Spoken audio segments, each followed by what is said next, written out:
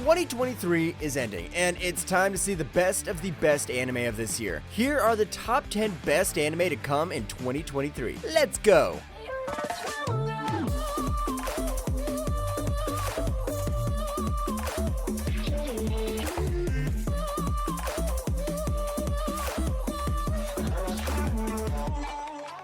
Number 10, Buddy Daddies.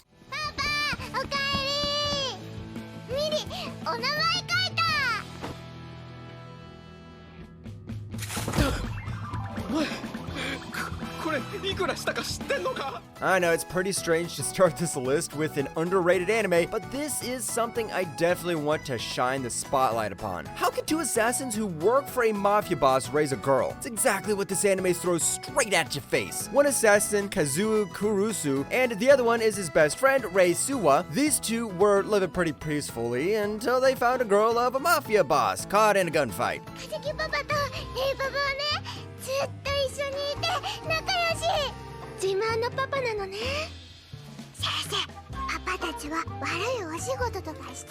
Now these two assassins have a new job. Look after the girl, even without child support. Buddy Daddies start off as a pretty unique anime with tons of comedy to keep you occupied. And you know what's great? It's an actual slice of life anime with an ending. Yes, this anime has only one season, but that's a good thing. I'll accept an anime with an ending at any time rather than an anime without one. Number 9, My Happy Marriage. Oh. 旦那様どうでしょうかあ、綺麗だ ありがとうございます I know the romance anime genre is getting bolder every day, but seeing how the current dating culture is going to hell, it's nice to see some traditional romance anime that makes us feel wholesome. My Happy Marriage is about Mio, a girl who is abused by her stepmother, stepsister, and father. And you thought your family sucked. Then she got married to a soldier who has the reputation for being cruel and heartless. But is he actually a monster like they say he is? 大丈夫か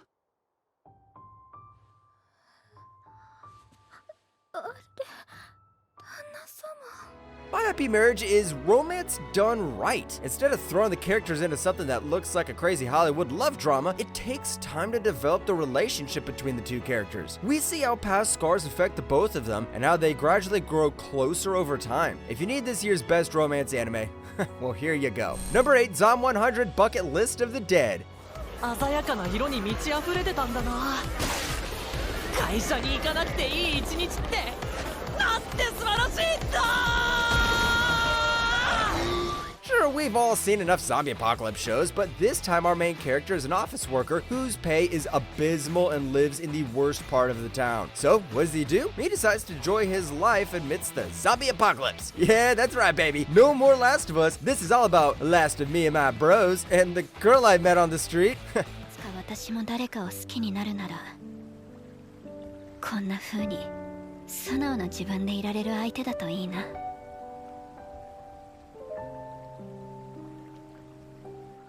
Zom 100 has romance, but it's not your slap in the face kind of romance. Some of the characters have been created from templates we've seen before, but the main character of this show is the one you should definitely look out for. Main characters in zombie shows are too depressed to make the audience cheerful. This guy just wants to enjoy his life and help you enjoy your life too. Number 7, Hell's Paradise. 情などないわしは伽藍のガビマルだ悪ほど人を殺してきた今さらお主一人殺したとて何も感じない Hell's Paradise is this year's Chainsaw Man, but it doesn't have Makima, though. Jokes aside, Hell's Paradise clearly wins the award for the best new and original grim dark anime of 2023. It's got that brutal world of gods and monsters, and this time our main character already has a waifu. And he's fighting for his waifu. And he's fighting for it with the help of an assassin with a sword. If that doesn't sound cooler to you, I don't know what will. やだやだあーやだ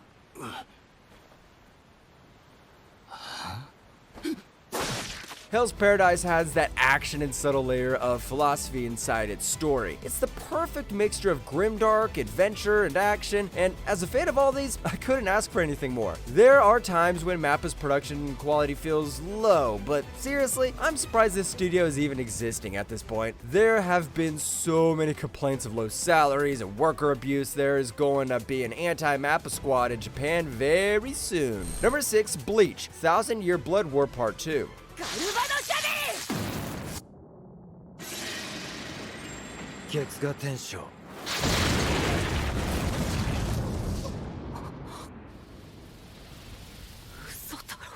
Bleach is back! Oh wait, it was back last year too.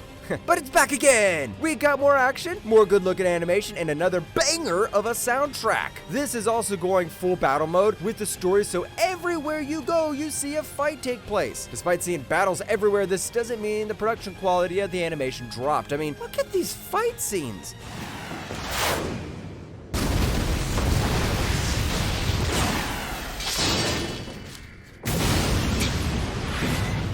It is also pretty noticeable that there are changes from the original story. When the manga first ended, there was a lot of criticism for the fast pacing of the last arc, and the anime seems to be correcting its flaws. Even though a lot of these seem like minor additions, it will help improve the story for the better. There is also a part 3 coming, and let's hope to God that it won't have that naming system like Attack on Titan. Speaking of Attack on Titan, number 5, Attack on Titan, final season part 3, part 2. Sayonara.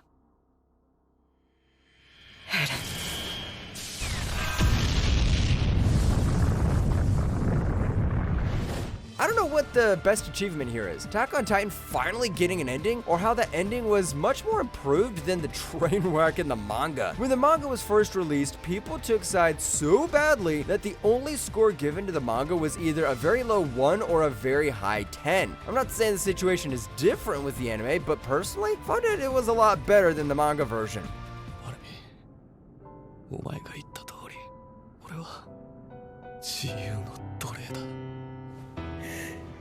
They removed some really dumb lines in the manga, gave us a nice Eren moment, and made sure the unresolved plot points were explained, and even brought back the goated Linked Horizon to play the opening. Overall, I'm really happy with how it ended. It wasn't an ending that blew my mind, but it was something that'll make me sleep peacefully. Goodbye, Attack on Titan. Thanks for all the memories he gave us. Number 4, Vinland Saga Season 2.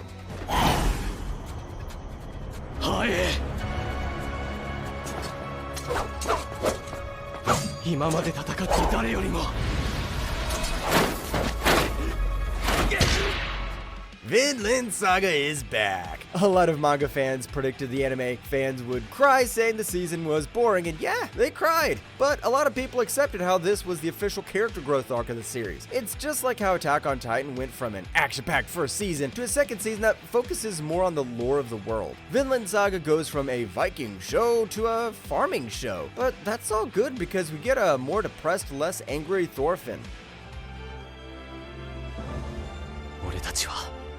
今日会ったばかりだ。あんた方は俺の敵じゃない。 With Mappa's production schedules being World War II, I was worried they wouldn't be putting enough effort into this show, but hell no! They gave it their best. It gave all the focus each character deserved, even the side characters. People always say anime is a fast-paced medium filled with action, but if you want to prove them otherwise, hand them over a copy of Vinland Saga Season 2. Number 3, Jujutsu Kaisen Season 2. 見せてくれたな伏黒恵領域展開福間水氏 You know what? I'm gonna say it. When Jujutsu Kaisen Season 1 was released, I wasn't a huge fan of it. The fight scenes looked cool, the animation looked cool, Gojo and Sukuna looked cool, but I didn't feel too connected to the characters. Then Season 2 comes along and oh boy! This is the place where we actually start to focus on the characters. We learn about Gojo's past, we realize the backstory of the villains, and then we're thrown into this crazy battle royale where it's one fight after the other. 五条悟こっちを見ろ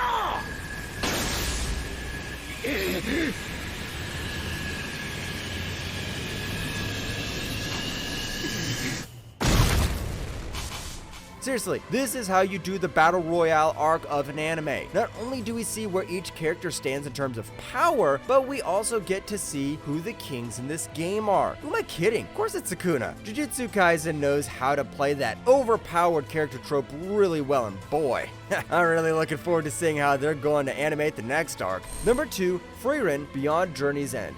人間の寿命は短いって分かっていたのに、なんでもっと知ろうと思わなかったんだろう。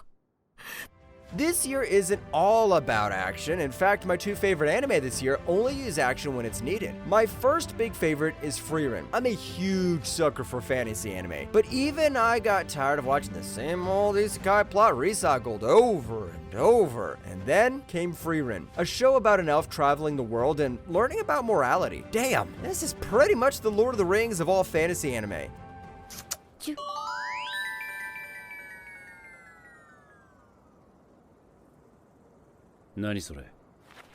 Frieren managed to bring back the love I had for fantasy anime. It did its world building right, character development right, and came with a full package for anyone who loves fantasy anime. It is one of those shows where the main trope, it's not the journey that matters but the bros you meet along the way, done right, and I'm all for it. I cannot dive into how good this anime is without speaking out spoilers, so I'll stop here and let you watch it yourself. Number 1, Pluto. ギリシャ神話においては冥界の王ハデスあるいはローマ神話の冥王プルート And my favorite anime is Pluto. I know you never even knew of it until now. I'm surprised how little Netflix did in terms of marketing for this anime because this was written by the legendary Naoki Urasawa himself. Remember Astro Boy? Well, this is based on that story but much darker. Why? Because the story pretty much throws a murder mystery right at your face.